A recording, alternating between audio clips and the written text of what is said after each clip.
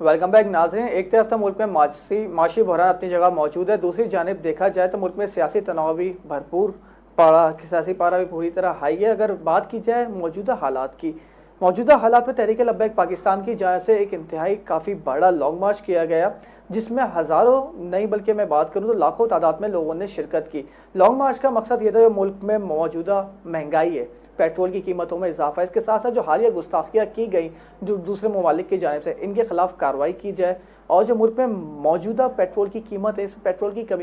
Petrol की कीमत में कमी की जाए। इसके साथ साथ डॉक्टर आफिया सिद्दीकी की रिहाई का मामला भी इस तहरीक लब्बैक के मुतालबात में शामिल था। हुकूमत की जानिब से तहरीक लब्बैक से मुज़ाकरात किए गए, इन मुज़ाकरात की क्या हकीकत है? अगर कहीं ना कहीं इस लॉन्ग मार्च की बात की जाए तो मुझे काफ़ी ज़्यादा हैरानी हुई कि इतनी बड़ी तादाद में जब लोग लॉन्ग मार्च में शामिल हुए। कराची से लॉन्ग मार्च शुरू हुआ, तकरीबन 23 दिन बाद ये लाहौर और उसके आगे लॉन्ग मार्च चला। मगर बात की जाए इस पूरे लॉन्ग मार्च के दौरान पूरे पाकिस्तान में एक गमला भी नहीं टूटा, जिसकी मुझे बहुत ज़्यादा हैरानी हुई। कहीं ना कहीं तो बात की जाती है तहरीक खुशी हुई, हैरानी हुई, कहीं ना कहीं बात की जाती है तहरीक लब्बैक जो है एक एक्सट्रीमिस्ट जमात है, ये काफ़ी ज़्यादा इश्तियाली हैं, लोगों पे डंडे बरसाते हैं। मगर कहीं ना कहीं अब बात की जाए इस लॉन्ग मार्च की तो मुझे काफ़ी ज़्यादा खुशी हुई कि इसमें एक गमला भी नहीं टूटा। तो इस लॉन्ग मार्च की क्या हकीकत थी, क्या मुतालबात हुकूमत ने माने, तफसील गुफ्तगू करेंगे मेरे साथ तहरीक लब्बैक KPK के अमीर और जो मुज़ाकराती टीम को लीड कर रहे थे मुफ्ती शफीक साहब। Thank you so much sir for your time. जी जज़ाकल्लाह। मुफ्ती साहब, आपने इस पूरे मुज़ाकराती अमल को लीड किया, आपकी जानिब से मुतालबात रखे गए हुकूमत की जानिब से। तो सर पहला सवाल तो मेरा यही, हुकूमत की जानिब से मुतालबात आपके कितने मुतालबात उन्होंने माने अब तक? जी बिस्मिल्लाहिर्रहमानिर्रहीम।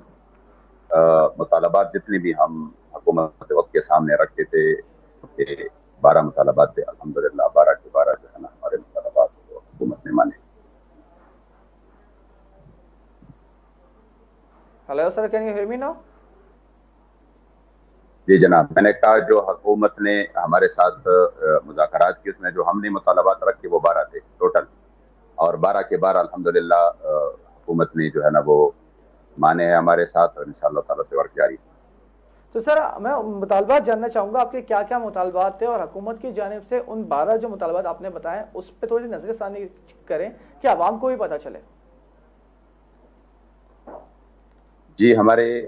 मुतालबात जिसमें मैन मुतालबात थे तो वो तो पहले जो हमारे मुतालबात थे ये नामूस रिसालत के हवाले से, तो जो हालिया आपने अभी मैंने सुना आपने कहा बाहर मुल्कों में जो हमने अंदर इस मुल्क में जो गुस्ताखियाँ हुई हैं, जिसमें 2 बंदों ने यहाँ पे, एक औरत ने और एक मर्द ने नबूवत का दावा किया, यानी पिछले 3 महीने में। और आगे जो है ना वो कुछ कराची में भी कोई गुस्ताखी हुई, जिसकी FIR दर्ज करने के लिए भी तहरीक लब्बैक ने उधर मकामी तौर पे धरने दिए, स्ट्राइक किया, एहतजाज किया, और फिर उसके बाद जाकर उसका FIR दर्ज हुआ। तो इस तरह की गुस्ताखियों में जो ताखीरी हरबे थे इसके खिलाफ, यानी उसकी जो भी हालिया गुस्ताखियाँ हैं या साबिका जितनी भी हुई हैं, और फिर मुल्क में जो कमर तोड़ महंगाई है जिसने गरीब आवाम की कमर तोड़ दी है, और हुक्मरान अपनी अय्याशियों को कंट्रोल नहीं करते और सारा जो बोझ है वो अवाम पर लाते हैं। तो इसके खिलाफ हमने ये बेसिकली लॉन्ग मार्च किया, और मुतालबात सारे हमारे बिल्कुल आईनी भी थे, शरई भी थे, जमहूरी भी थे। कोई इसमें ऐसा मुतालबा नहीं था कि किसी भी लिहाज से उसको ये नाजायज़ कहे, और जिसकी खुद से जो राना सनाउल्लाह साहब थे या और भी हुकूमत अरकान थे, उन सब ने कहा कि आपके मुतालबों में कोई ऐसा मुतालबा नहीं है जिसको हम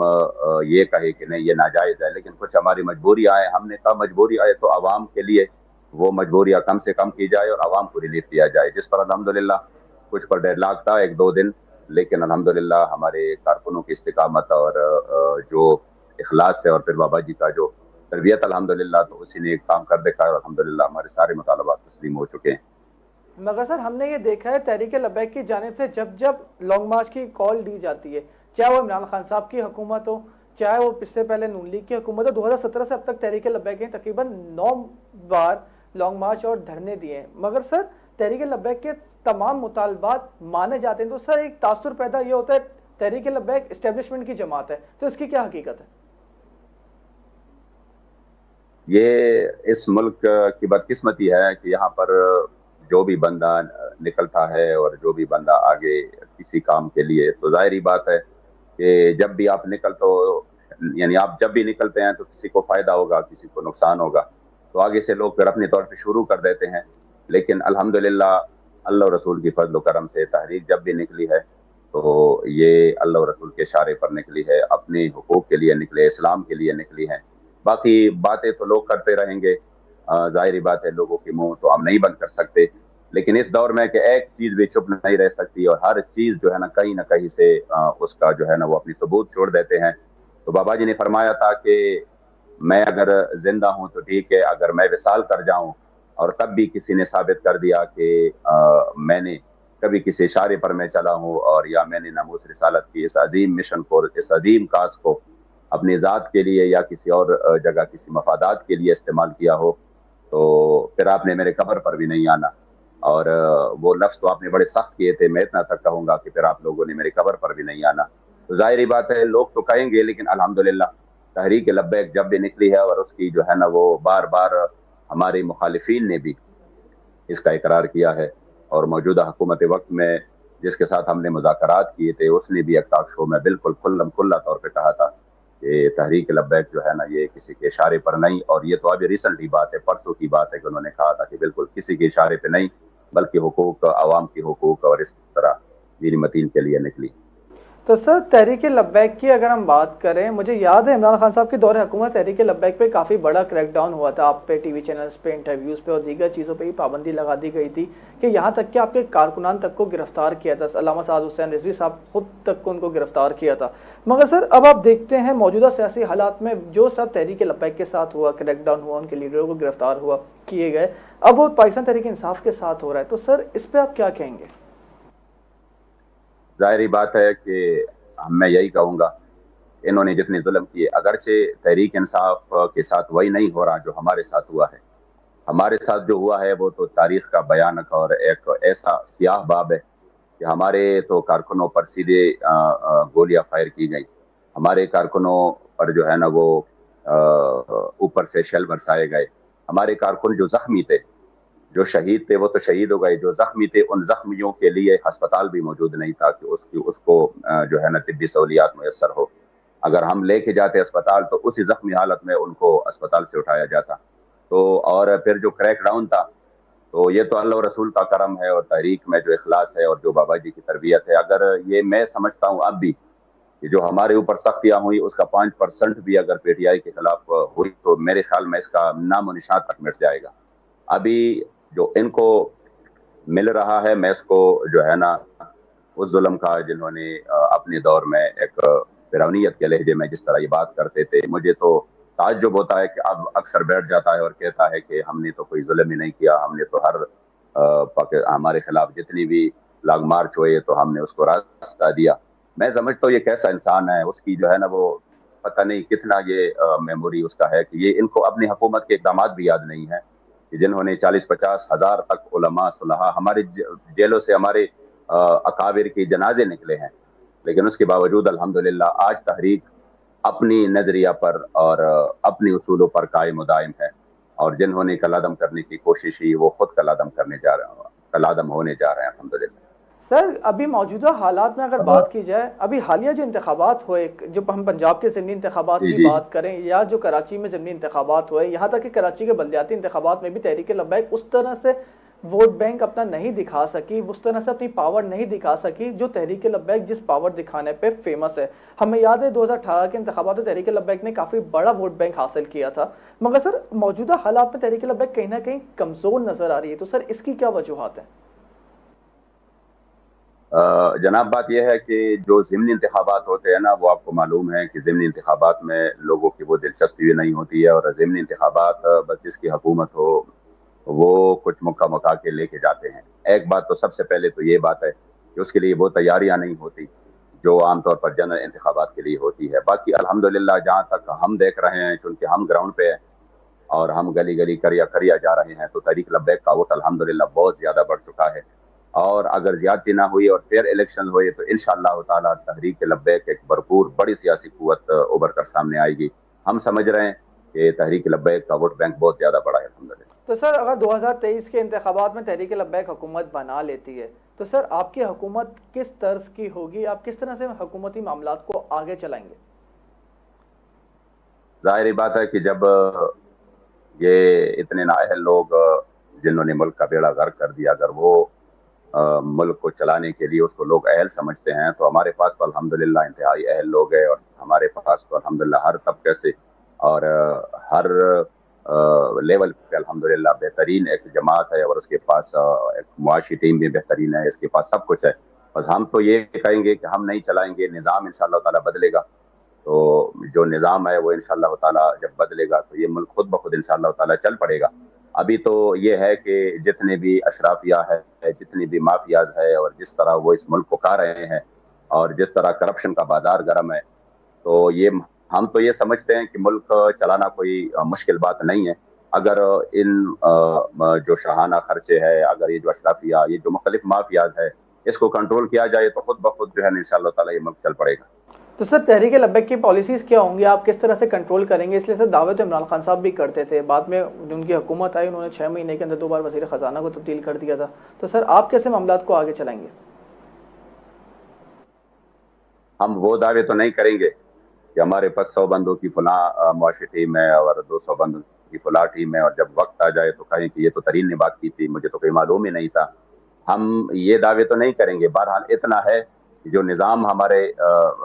کریم آقا صلی اللہ علیہ وسلم نے ہمیں دیا تھا، جس کے بارے میں آپ نے فرمایا تھا کہ لیلھا کنہارھا، کہ جس کا دن بھی دن ہے اور جس کا رات بھی دن ہے، انشاءاللہ تعالیٰ اگر وہ نظام اس ملک میں ہم یہ جو ہمارا نظام ہے ہم اس کے تابع کریں، تو میرا نہیں خیال کہ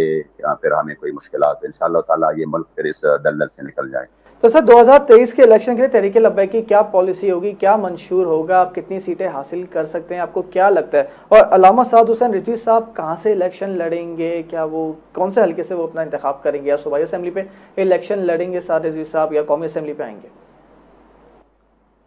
امیر محترم کا تو ابھی اس حوالے سے کوئی فائنل نہیں ہے۔ بہرحال یہ ہے کہ انشاءاللہ تعالیٰ ہم بھرپور طریقے سے الیکشن لڑیں گے، مکمل طریقے سے انشاءاللہ تعالیٰ، جس کے لیے ہماری تیاری الحمدللہ بھرپور جاری ہے۔ اور الیکشن ہم چاہتے بھی ہے کہ انشاءاللہ تعالیٰ یہ فیئر الیکشن ہو، اپنی مدت میں ہو، اور بالکل اگر اس میں کوئی دھاندلی نہ ہو، اور اس میں جو ہے نا جس طرح کی 75 سال سے اس ملک میں تجربات ہوئے، تو کم از کم اب یہ ملک جو ہے نا مزید تجربات کی متحمل نہیں ہے۔ تو یہ ہم سمجھتے ہیں کہ اگر عوامی رائے کو ترجیح دی جائے تو انشاءاللہ تعالیٰ ایک بہترین سیاسی تبدیلی اس میں ملک میں آ امید سکتی ہے۔ اگر بات کروں، آپ کا اندازہ، آپ کی پوزیشن کن جگہ پہ اسٹرانگ ہے، اندازاً آپ کتنی سیٹس لے سکتے ہیں قومی اور صوبائی کی سطح پہ؟ یہ تو وقت ہی بتائے گا، لیکن الحمدللہ میں جس اینگل سے دیکھ رہا ہوں وہ یہ ہے کہ تحریک لبیک نے اگر 4-5 سال میں جو سفر طے کیا ہے، تو میں سمجھتا ہوں کہ اس سفر کے لیے سیاسی جماعتوں نے 20 اور 25 سال لگائے ہیں، لیکن وہ مقبولیت نہ حاصل کر سکی، نہ وہ مقام جو کہ الحمدللہ تحریک لبیک نے صرف 4-5 سال میں حاصل کی ہے۔ تو اس کا یہ مطلب ہے کہ یہ عوام کی آواز بن چکی ہے، مظلوموں کی آواز بن چکی ہے، اور لاقانونیت اور مہنگائی میں پھنسی ہوئی عوام کی آواز بن چکی ہے۔ اور اس کا اندازہ آپ اس چیز سے لگائیں جو آپ نے فرمایا کہ لانگ مارچ جو ہم نے کیا کراچی سے، آپ سوچ سکتے ہیں کہ اس جون کے مہینے میں کراچی سے بندہ نکلے اور اتنا جو ہے نا اتنی لمبی سفر پہ، اور وہ بھی اس طرح نہیں ہے کہ ہم سیدھے روڈ پہ آئے ہیں، ہم شہروں میں گئے ہیں اور شہروں سے پھر نکلے ہیں۔ تو یقین کرے کہ جگہ ہر، میں اگر یہ کہوں تو یہ مبالغہ نہیں ہے کہ ہر 10-15 کلومیٹر بعد عوام کی جم غفیر نے ہمارا بھرپور استقبال کیا ہے، اور ہر جگہ پہ ہمیں جتنی پذیرائی ملی ہے، بالخصوص سندھ میں جو ہمیں پذیرائی ملی کہ لوگ سمجھ رہے تھے کہ شاید صرف پنجاب جو ہے نا اس میں لبیک ہے، اور باقی صوبوں میں اسی طرح کی پذیرائی نہیں ہے جس طرح پنجاب میں ہے۔ لیکن میں اس کا چشمدید گواہ ہوں کہ جو ہم نے صورتحال سندھ میں طے کی ہے، جو ہم نے صورتحال لاڑکانہ میں طے کی ہے، جہاں پر شاید لوگ سمجھ رہے تھے کہ ایک جماعت کے علاوہ ادھر تو کسی کا کوئی تصور ہی نہیں ہے، کوئی بندہ بھی ہو، لیکن وہ جو ہم نے ادھر لوگوں کی جذبات دیکھے ہیں اور لوگوں کے احساسات دیکھے ہیں، تو ہمیں یقین ہو چکا ہے کہ اب یہ لوگ اکتا چکے ہیں اس فرسودہ نظام سے، اور وہ چاہتے ہیں کہ ایک ایسے لوگ آ جائیں۔ تو الحمدللہ انہوں نے دیکھا بھی تھا کہ اس سیلاب میں جنہیں لاکھوں گھروں کے وعدے کیے تھے ایک گھر نہ بنا سکے، ہم نے الحمدللہ بغیر اس کے کہ ہمارے پاس کوئی پارلیمانی قوت ہے، کوئی فنڈز ہے یا کوئی باہر ملکوں سے ہمارے ڈونرز ہے، ہمارے خود جب امیر محترم نے اعلان کیا کہ آپ آئی ہیں بڑھ کر جو ہے نا اپنے بھائیوں کی خدمت کری، تو لوگوں نے اپنے گھر کے اناج وہ آدھے کر کے جب پیش کیے اپنے غریب کارکنوں نے، تو الحمدللہ ہم سندھ کے چپے چپے تک گئے، ہم خیبر پختونخوا تک گئے، تو لوگ سمجھ رہے تھے کہ یہ ہمارے مسیحا ہے، انہوں نے ہمیں اس دلدل سے نکالنا ہے۔ تو میں سمجھتا ہوں انشاءاللہ تعالیٰ کہ ہر جگہ پوزیشن بہتر ہے، بہت بہتر ہے، اور ایک بہترین جو ہے نا انشاءاللہ تعالیٰ ریزلٹ اس آئندہ الیکشن میں انشاءاللہ تحریک لبیک دے گی۔ چلیں sir, thank you so much sir for your time.